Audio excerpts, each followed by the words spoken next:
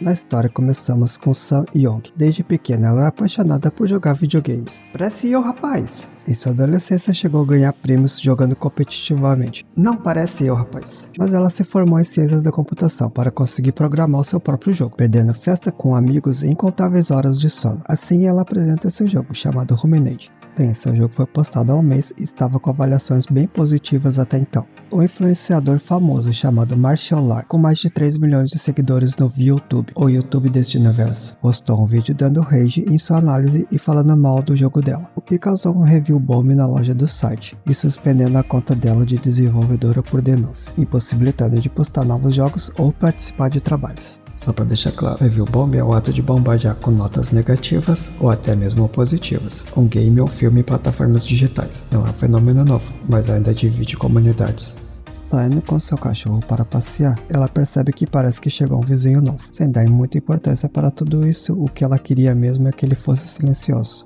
quando de repente alguém esbarra nela fazendo seus óculos caírem. Assim que ela recupera seus óculos, ela percebe que era Marshall Law. Ele tenta se apresentar de forma bem gentil, quando ela diz o conhecer muito bem sobre sua influência, e ele achando que ela era uma editora da Wikipedia. Quando ela disse que era desenvolvedora de jogos, ele também reagiu muito bem, fazendo várias perguntas sobre desenvolvimento. Porém, ela fala que desenvolveu o Ruminate, e ele meio que fica sem jeito, mas fala que foi uma crítica honesta e não costuma pegar leve. Eles têm uma pequena discussão, e ela fala que ele jogou o game de forma errada, sem ao menos ler as instruções no início do jogo, indo embora logo em seguida. Para desenvolvedores, suas criações são como seus filhos. Chega numa cafeteria, onde é conhecida por Dee e Link, ela começa a falar sobre a tentativa de recuperação da sua conta de desenvolvedora. Até que aparecem duas mulheres querendo café, Angela e Vicky, que são amigas de Sam, e a convida para sair do local. Novamente, Sam explica a situação para suas amigas sobre o influencer, e a situação dos fãs do Marshall Law, que fizeram o review bomb. Vicky até tenta dizer que é culpa dos fãs por isso. Tá certíssimo, porque é você que tem que decidir se gosta ou não de algum jogo. Mas isso acaba deixando Sam ainda mais deprimida, que ficou no ar que o jogo realmente poderia ser ruim em sua concepção. Então elas tentam confortá-lo e oferecer alguma ajuda a Sam, dizendo que poderia levar em casa e também que são seus maiores fãs. Pra mim, esse manhwa já quebrou 2 clichês até aqui, dela se apaixonar à primeira vista e das amigas serem bullies. Descobrimos aqui que suas amigas são bem atenciosas e fazem cosplay, e Sam tem asma. Após conversarem, Sam sai para caminhar e ela começa a ver fãs de Marshall Law falando mal de seu jogo na rua, o que a deixa ainda mais deprimida a caminho da lavanderia. E se ele estiver certo?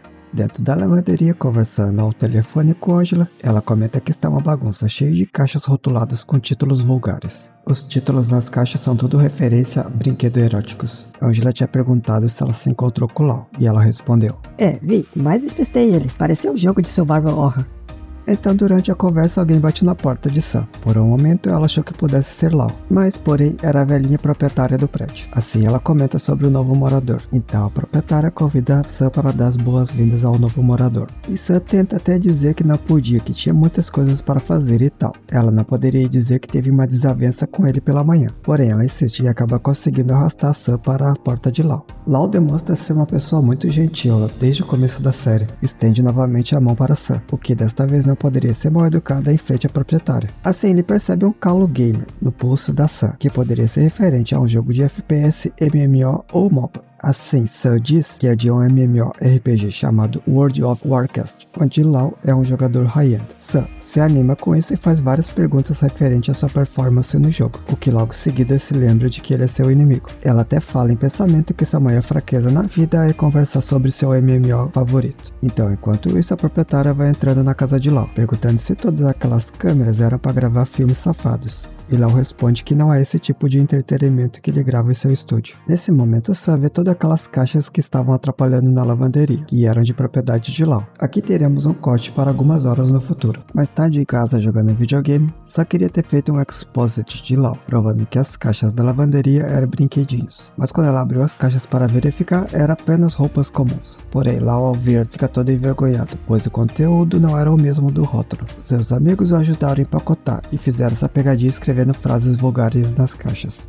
É uma cena que ia ficar engraçadíssima adaptada para anime, com toda certeza. Lau pergunta se Sam conhece um bom lugar para pedir comida chinês. Sam, à primeira vista, ignora de uma forma mal educada, mas acaba respondendo no final. Ela acaba pensando que está pegando um pouco pesado demais. Porém, na hora de dormir, Lau começa a gravar um vídeo no qual fala alto demais, enquanto a Sam está na cama, o que reforça a chama do seu ódio. Sam acorda pistola para sua rotina diária. Na cozinha de seu local de trabalho está seu chefe, dando-lhe bom dia e perguntando por que ela estava tão cedo ali. Sam tenta discutir um pouco sua posição no projeto. A garota trabalha numa empresa de software na base de dados, e a ideia dela é desenvolver interfaces. Charles diz que poderiam discutir isso durante a reunião e pede para ela fazer o café, pois a estagiária iria se atrasar nesse dia. Então conhecemos o seu amigo Ome, que fala ter grandes novidades para ambos no projeto que estão prestes a começar na empresa. Assim começa a reunião do tal projeto, e Sam acaba nem falando nada e ficando na mesma posição de database como de costume. Acredito que esse complexo de evitar conflitos da Sam é diferente de timidez do qual ela não demonstra ter. Então Lucy acaba informando que seu pai gostaria de falar com ela e pelo tom da conversa ele estava chateado.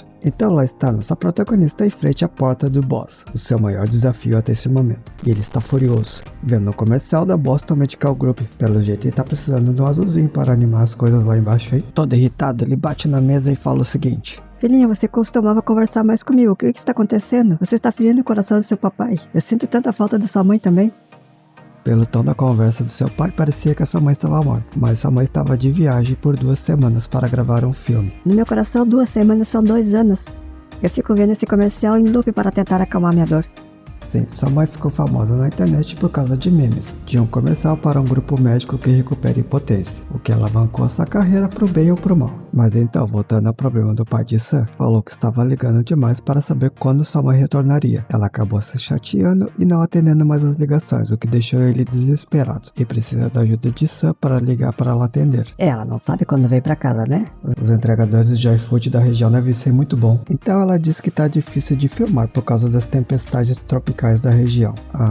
Aqui vamos ter um confronto interessante entre Charles e Omid. Eu vou passar por cima para não estragar a experiência da leitura de vocês. É referente a por que ele não adicionou a Sam no grupo de interface, deixando ela novamente com a database. Então Charles diz que Jacob não teria tanta atenção com a database e gostaria de usar sua habilidade de artista de forma mais concisa. Na verdade, ele é um artista de rua. Charlie diz que como o pai dela é proprietário da companhia, eventualmente ela acabará se tornando seus patrão, e gostaria pelo menos dar a Jacob esta oportunidade, no qual o Omid rebate que esse não é um problema, já que a família de Jacob é dona de um grande conglomerado bancário. A ideia aqui seria dar oportunidade para Jacob. Isso poderia abrir grandes oportunidades de negócio com essa família, que parece ser muito sensato olhando do ponto de vista de investimento a longo prazo. Assim, Charles comenta que a função já estava otimizada, desta forma ele não poderia fazer mais nada. Então, Omid resolve trocar de função com a Sam. Com isso, Sam fica feliz e durante a noite, na cafeteria, ela está falando do seu mais novo projeto de jogo que vai lançar assim que liberar dessa conta. Então, o Link tenta convidar ela. É claro que ele tenta convidar mais de uma vez em locais diferentes, para não ter erro, mas porém seus planos são frustrados, e Dee aparece para salvá-la. E também ela comenta que nunca viu Sam sair para o encontro com ninguém. Ainda assim, saiu sem perceber que ele estava tentando convidá-la para sair. Então ela fica fazendo seus monólogos e planos para o seu jogo, na frente do computador com um copo de café. E de repente Lau começa a gritar enquanto está gravando um vídeo. Nisso ela se assusta e derruba o copo de café sobre o seu computador, o que deixa a pistola. Vimos até aqui que a Sam tem uma personalidade bem forte e decidida. Então ela resolve, claro, que irá bater de frente com o Lau. Chegando nessa porta, seu complexo de conflito a toma novamente. Nisso ela até pensa em outras soluções que poderiam ser mais fáceis, como por exemplo, falar com a proprietária ou mesmo ligar para a polícia. Enfim, ela decidiu que resolveria esse conflito sozinha, assim passando um bilhete por debaixo da porta, dizendo: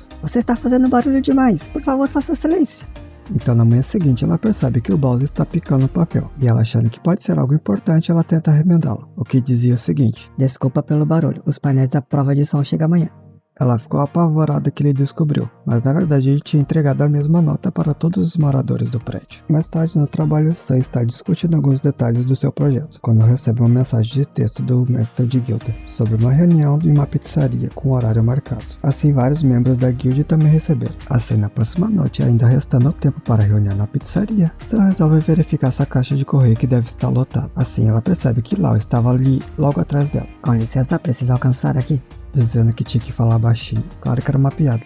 Ele estava com a voz ferrada depois de uma live de caridade que tinha feito no dia anterior. Sam até demonstra empatia, pois Lau parecia estar totalmente cansado. Porém, nossa protagonista não é bom com as palavras, e Lau mais uma vez se mostra bacana. Assim, Sam deixa escapar sobre o bilhete na sua porta, aí ele nota que ela foi a responsável, deixando-a totalmente sem graça, sendo que para ela não era nada fácil pedir normalmente algo que a perturbava. Assim, saindo correndo para seu compromisso da pizzaria com a sua guild que estava lá. Sam, Nick Aridiane, classe Mago. Angela, Nick Signe, classe Valkyria. Vicky, Nick Vixie, classe Mon. Logo em seguida chega Dallas, Nick Nagiller, classe Rogue. E por fim, Olivia, Nick Lilithia, classe Priest. Dallas siga Olivia dizendo que ela estava medonha, o que levanta pavor do seu grupo, pois você nunca deve irritar o curadeiro do seu grupo. Assim eles entram na pizzaria. E aqui acabamos o capítulo 10 dessa maravilhosa obra. Confesso que quando eu comecei a ler esse manhwa, eu achei que ele era um manhwa de drama, de suspense, esses tipos de coisa. Mas quando eu percebi que ele é completamente de romance, eu já estava no 4º episódio e já não consegui mais parar de ler. Espero que você tenha curtido também e dê uma chance a essa obra. Espero você também no site Roxinha, Michael Ribeiro. Lá estaremos fazendo leituras das obras daqui e também jogos.